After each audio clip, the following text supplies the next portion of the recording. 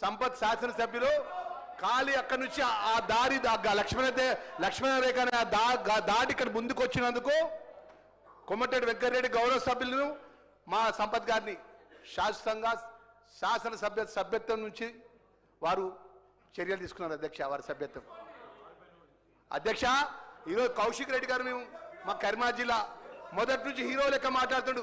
12 మంది మా ఎమ్మెల్యేలు అపోజిషన్ నాయకుడు, దళిత ఆపోజిషన్ నాయకుడు బట్టి విక్రమార్క ఆపోజిషన్ నాయకుడు ఉంటే ఎమ్మెల్యేలందరినీ తీసుకొని మా నాయకుడి యొక్క హోదాను కూడా ఒక దళితుడు ప్రధాన ప్రతిపక్ష నాయకుడు కూడా ఓర్వలేనటువంటి పార్టీ ఇవాళ మా సీనియర్ నాయకుడు శాసనసభ్యుడు లేచి మాట్లాడుతుంటే చిట్కలు కొట్టి మాట్లాడుతుండు.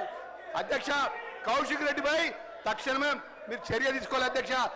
సభ స్టార్ట్ అయినప్పటి నుంచి మొదటి నుంచి కూడా గౌరవమైన శాసనసభలో ప్రజలకు ఎన్నుకోబడ్డ ప్రజలు ఓట్లేస్తూ వచ్చినాం అధ్యక్ష. మేము ప్రజలు ఓట్లేస్తామని తెచ్చినాం.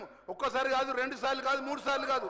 ప్రజలు మనల్ని అందరూ గమనిస్తున్న సందర్భంలో ఆయన శాసనసభ వచ్చినప్పటి నుంచి హీరోయిజం లెక్క చేసుడు. మా దళిత శాసనసభ్యుడు ఏలు పెట్టి నువ్వు ఎక్కడికి ఎట్లా మాట్లాడదా? ఇదా అధ్యక్ష? ఇదా మర్యాద అధ్యక్ష? గుండాగిరి చేస్తారు అధ్యక్ష మా దళితుల మీద. ఇంకా ఎన్ని రోజులు అధ్యక్ష మా మీద చేసేది? అధ్యక్ష తక్షణమే ఆయన మాట్లాడిన మాట ఆయన చేసినట్టు దాని మీద తక్షణమే చర్య తీసుకోవాలి అధ్యక్ష. దయచేసి మా గౌరవ ఏదైతే హరీష్ రావు గారికి రిక్వెస్ట్ చేస్తున్నాం. అన్న మీరు ఒకటి చెప్తున్నానా, మీ హయాంలో జరిగిన విషయాలు కానీ మా 2 సంవత్సరాలు మా జరిగిన విషయంలో కానీ గౌరవ ముఖ్యమంత్రి గారు ఏదైతే సిబిసిఐ ద్వారా ఎంక్వైరీ చేసినారు వాస్తవాలు బయటపడతాయి.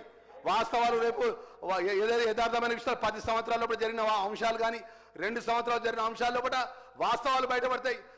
33 జిల్లాల చెందిన తెలంగాణ ప్రజలందరూ కూడా మన సభను గమనిస్తున్నారు. మనం ఏం చేస్తున్నాం, మనకు సంబంధించిన ప్రజల సమస్యల విషయంలో ఏం మాట్లాడుతున్నాం అనే విషయం అన్ని గమనిస్తున్నారు. మీరు నిన్నటి నుంచి ఒకటే సింగిల్ ప్లాన్ ప్రోగ్రామ్ పెట్టుకున్నారు. మా గౌరవ మా మంత్రిని పొంగులేటి శ్రీనివాసరెడ్డి గారు టార్గెట్ పెట్టుకున్నారు. టార్గెట్ పెట్టి వారి పేరు తీసుకొని మాట్లాడినారు.